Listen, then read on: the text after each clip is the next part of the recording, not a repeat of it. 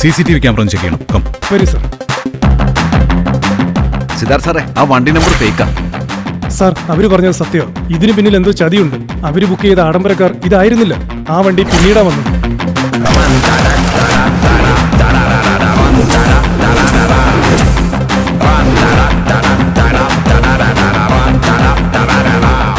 ഞാനിപ്പോ വന്നത് തന്റെ ഈ മോളെ കൊണ്ടുപോകാൻ വേണ്ടിയിട്ടാണ്. ഇവളുടെ കൊച്ചിന്റെ തന്ത ആരാണെന്നല്ലേ നിങ്ങൾക്കൊക്കെ അറിയണ്ടേ? അത് ഞാനാ.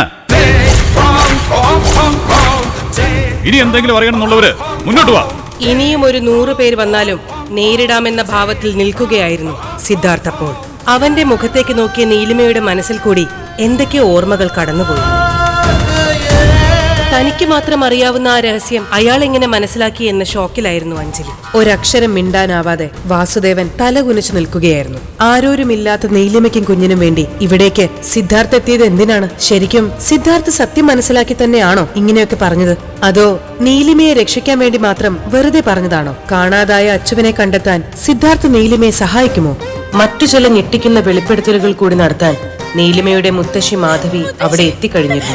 അവർ പറയാൻ പോകുന്ന ആ രഹസ്യങ്ങൾ എന്തൊക്കെയാണ്? ആവേശം ജനിപ്പിക്കുന്ന ട്വിസ്റ്റുകളുടെ പെരുമഴക്കാലത്തിലേക്ക് നിങ്ങൾക്കും സഞ്ചരിക്കണ്ടേ?